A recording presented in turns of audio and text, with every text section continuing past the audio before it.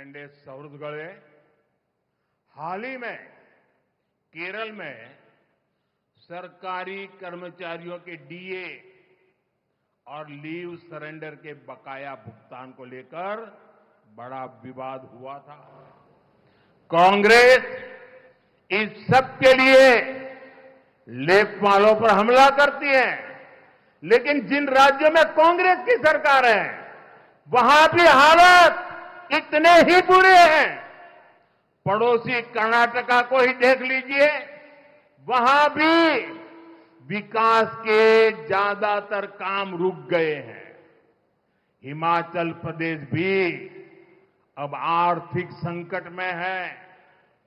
यही कांग्रेस का governance model है। സുഹൃത്തുക്കളെ, കേരളത്തിലെ സർക്കാർ ജീവനക്കാരുടെ ഡിഎയും ലീവ് സറണ്ടറിനും നൽകുന്ന പണത്തെപ്പറ്റി വലിയ വിവാദമുണ്ടായി. കോൺഗ്രസുകാർ ഇതിനെയൊക്കെ ഇടതുപക്ഷത്തിന് കുറ്റം പറയുക ചെയ്യുക. എന്നാൽ കോൺഗ്രസുകാർ ഏതൊക്കെ സംസ്ഥാനത്ത് സർക്കാർ ഉണ്ടാക്കിയിട്ടുണ്ടോ അവിടെയെല്ലാം ഇതേപോലെ മോശമാണ് അവസ്ഥ. അയൽ സംസ്ഥാനമായ കർണാടകത്തിൽ നോക്കൂ, അവിടുത്തെ വികസന പ്രവർത്തനങ്ങളൊക്കെ നിന്നുപോയിരിക്കുന്ന സ്ഥിതിയാണ്. ഹിമാചൽ പ്രദേശും ഇപ്പോൾ വലിയ സാമ്പത്തിക പ്രതിസന്ധിയിലാണ്. ഇതാണ് കോൺഗ്രസിന്റെ ഭരണ മാതൃക. एंडे सौहृदगळे पालक्कड़ में यहां 22 साल तक लेफ्ट के एमएलए रहे। करीब 5 दशक कांग्रेस समर्थक एमएलए रहे, लेकिन इतने वर्षों में इस क्षेत्र का विकास नहीं हुआ। जैसे ही केंद्र में बीजेपी की सरकार आई, पालक्काड़ में केरलम में को पहला आईआईटी मिला।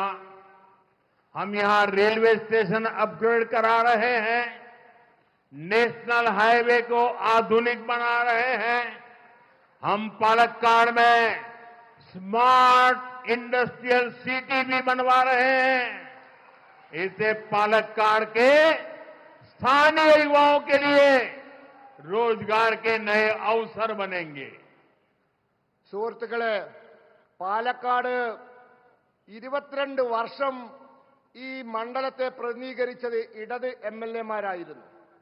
ഏതാണ്ട് 5 പതിറ്റാണ്ട് കോൺഗ്രസ് എംഎൽഎമാരായിരുന്നു ഈ മണ്ഡലത്തെ പ്രതിനിധീകരിച്ചത്. എന്നിട്ടും ഈ മണ്ഡലത്തിന് വികസനമുണ്ടായില്ല. എന്നാൽ കേന്ദ്രത്തിൽ ബിജെപി സർക്കാർ വന്നതോടുകൂടി പാലക്കാട്ട് കേരളത്തിലെ ആദ്യത്തെ ഐഐടി വന്നു. ഇവിടുത്തെ റെയിൽവേ സ്റ്റേഷൻ നാം പുനർനിർമ്മിച്ചുകൊണ്ടിരിക്കുന്നു. ദേശീയ ഹൈവേ ആധുനികവൽക്കരിക്കുന്നു. ഈ പാലക്കാടിന് സ്മാർട്ട് ഇൻഡസ്ട്രിയൽ സിറ്റിയും ഇതാ നിർമ്മിക്കാൻ പോവുകയാണ്. ഇതിലൂടെ പാലക്കാട്ടെ തദ്ദേശവാസികളായ യുവാക്കൾക്ക് ജോലിക്കുള്ള പുതിയ അവസരങ്ങൾ തുറക്കുകയാണ്. एंडे सौहृदगळे बीजेपी ने हमेशा विमेन लेड डेवलपमेंट की अप्रोच को बढ़ावा दिया है।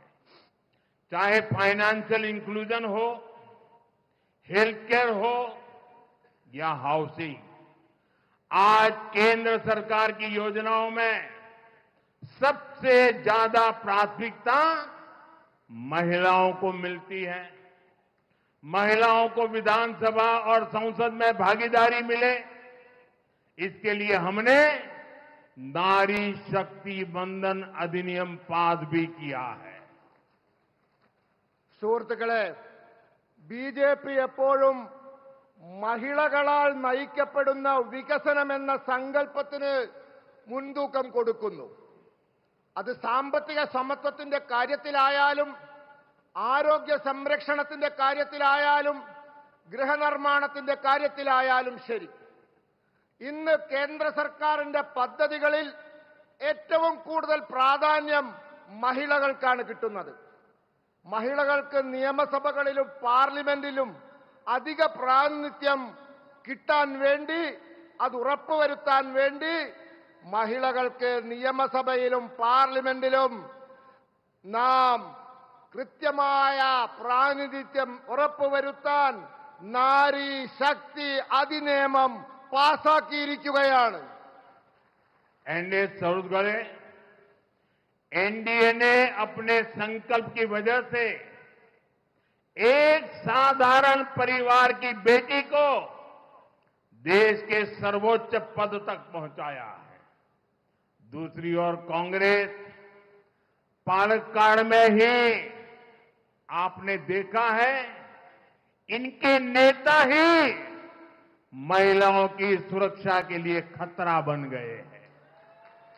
कल ही कांग्रेस को अपने एक और नेता को महिला शोषण के गंभीर आरोप के बाद मजबूरी में पार्टी से निकालना पड़ा है।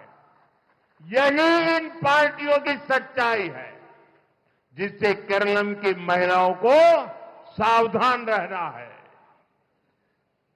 എൻഡിഎ എൻഡിഎയുടെ കാഴ്ചപ്പാടിന് അനുസൃതമായി നാം ഒരു സാധാരണ കുടുംബത്തിലെ പെൺകുട്ടിയെ രാജ്യത്തിന്റെ ഏറ്റവും ഉന്നതമായ പദവിയിലെത്തിച്ചു.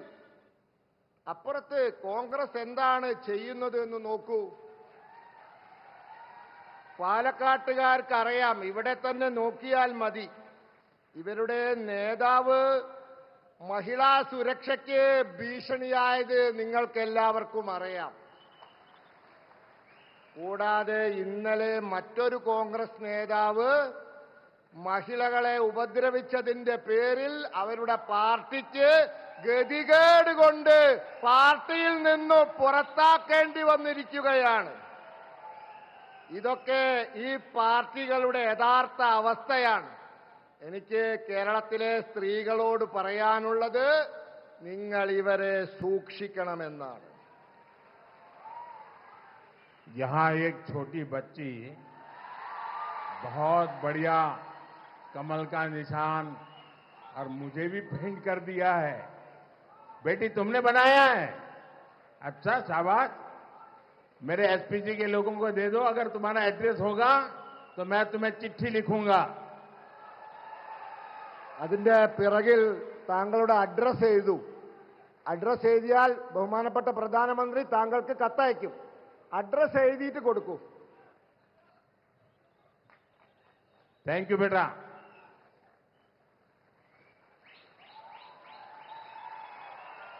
एनडीए छत्तीसगढ़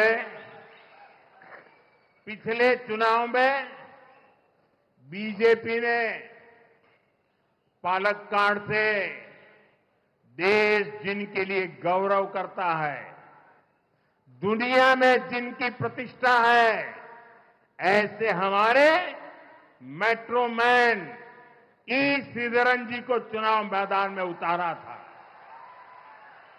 लेकिन वो यहां दूसरे नंबर पर रहे और इन नतीजे से हम दिल्ली में जितने दुखी हुए उससे ज्यादा मेरे पालक्काड़ के भाई बहन दुखी हुए थे। आप लोग बहुत दुखी हुए थे। अब इस बार शोभा सुरेंद्रन जी को बीजेपी ने अपना कैंडिडेट बनाया है। शोभा जी आप सभी की पुरानी परिचित है। आपके बीच रहकर उन्होंने जनसेवा का काम किया है। इस बार उन्हें रिकॉर्ड वोटों से विजयी बनाना है और मेरे जो साथी बैठे हैं उनको भी भारी मतों से विजयी बनाना है। സുഹൃത്തുക്കളെ, കഴിഞ്ഞ തെരഞ്ഞെടുപ്പിൽ പാലക്കാട്ട് നിന്ന് ബിജെപി രാഷ്ട്രം തങ്ങളുടെ അഭിമാനമായി കാണുന്ന, ലോകം വളരെ ആരാധനയോടെ നോക്കിക്കാണുന്ന ശ്രീ മെട്രോമാൻ ശ്രീ ഇ ശ്രീധരൻ ജിയെ ഇവിടെ തെരഞ്ഞെടുപ്പിൽ മത്സരിപ്പിച്ചു. എന്നാൽ അദ്ദേഹം രണ്ടാം സ്ഥാനത്തെത്തി. ഈ ഫലത്തിൽ ഞങ്ങളൊക്കെ ഡൽഹിയിലിരുന്ന് എത്രയും വിഷമിച്ചുവോ അത്രയും നിങ്ങൾ പാലക്കാട്ടുകാരും വിഷമിച്ചിരുന്നു. ഇത്തവണ ശോഭാ സുരേന്ദ്രൻജിയെ ബിജെപി സ്ഥാനാർത്ഥിയാക്കിയിരിക്കുകയാണ്. ശോഭാജി നിങ്ങളുടെ എല്ലാം പഴയ പരിചയക്കാരിയാണ്. അവർ നിങ്ങളുടെ കൂടെ നിന്ന് ജനസേവനം ചെയ്തിട്ടുണ്ട്. ഇത്തവണ അവരെ റെക്കോർഡ് ഭൂരിപക്ഷത്തിൽ വിജയിപ്പിക്കണം. അവരോടൊപ്പം ഇവിടെ ഇരിക്കുന്ന മറ്റു സ്ഥാനാർത്ഥികളെയും നിങ്ങൾ വലിയ ഭൂരിപക്ഷത്തിൽ വിജയിപ്പിക്കണം.